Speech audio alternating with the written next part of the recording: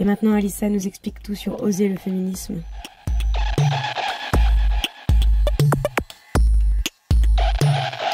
Je suis Alissa, j'ai 22 ans et ça fait 1 an que je suis présidente et porte-parole de l'antenne toulousaine de Oser le féminisme.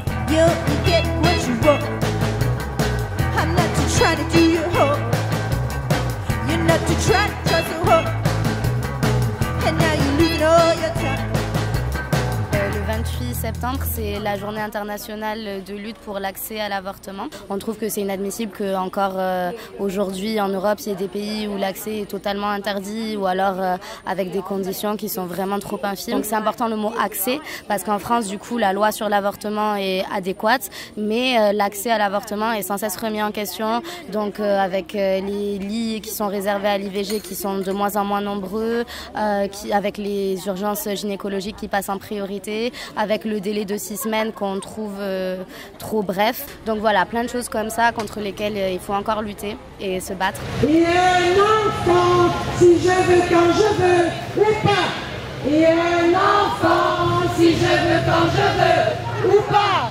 Mon corps, mon droit, mon choix, notre liberté et droit à l'IVG. So what is more offensive? A little girl saying fuck or the fucking on equal and sexist way? Society treats girls and women. It's our future. So listen up, grown-ups. Il n'y a pas de petits et de grands problèmes.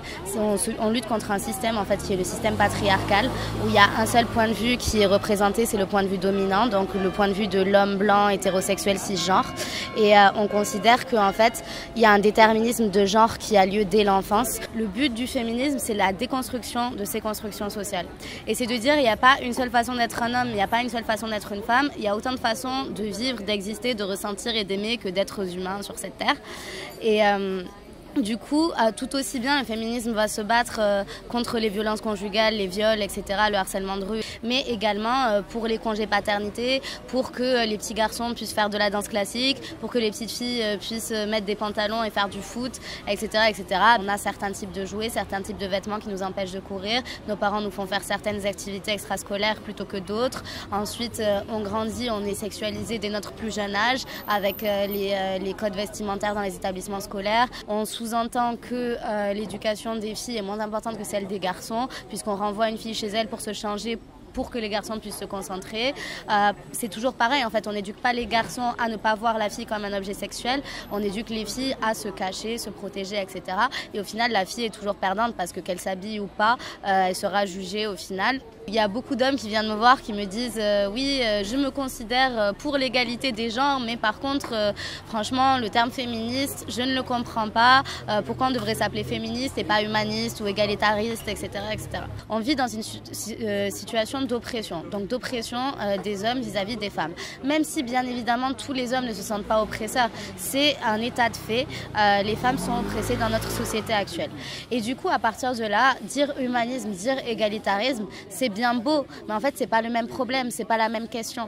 Le terme féministe, il s'adresse à cette spécificité particulière, à ce combat-là, qui est une lutte à part entière.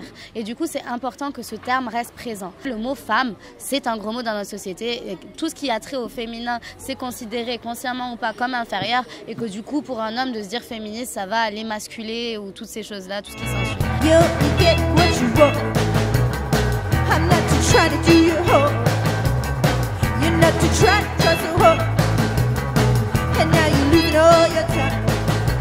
Oser le féminisme, c'est une association qui est mixte, qui est ouverte aux femmes et aux hommes. On a des adhérents, on a des militants.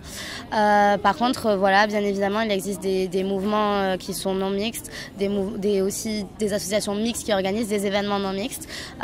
Donc ça, il y a différents points de vue là-dessus. Moi, le mien, c'est que la non-mixité, c'est important dans ce mouvement. Un homme qui est féministe peut l'être, mais déjà, il ne pourra jamais appréhender pleinement ce que c'est d'être une femme dans le monde dans lequel on vit.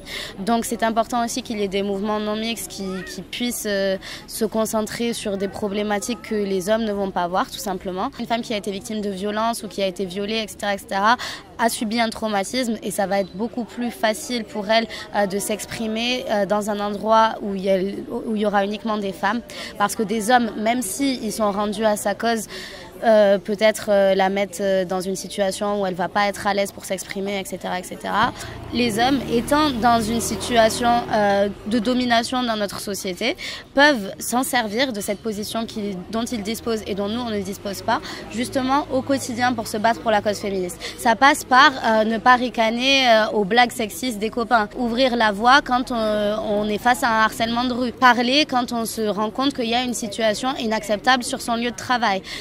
Take a stand pour les femmes de notre quotidien, etc. Les hommes qui se sentent rejetés face au mouvement mixte, ce sentiment que vous ressentez là, c'est le sentiment que les femmes ressentent au quotidien. Parce que vous, en fait, vous n'en avez pas l'habitude de ce sentiment-là. Mais nous, il y a énormément d'espace, il y a quasiment tout l'espace public, notamment la nuit. Il y a certains endroits de la ville, il y a certaines sphères de nos sociétés dont on est constamment rejeté, en fait, qui vous sont réservées. Et vous le voyez peut-être pas, mais ce sentiment que vous avez face à un mouvement non mixte où vous n'avez pas votre place, vous ne pouvez pas entrer là, bah ça c'est un sentiment qu'on ressent au quotidien. Donc si vous vous sentez féministe, voilà, là vous avez ressenti ce qui nourrit notre combat. Donc voilà, vous pouvez vous servir de ce sentiment pour justement valider ces mouvements non mixtes, et vous insérer dans les mouvements mixtes pour faire bouger les choses, etc., etc. Retrouvez Freaks sur la page Facebook du collectif Libre et Heureux et sur notre chaîne YouTube.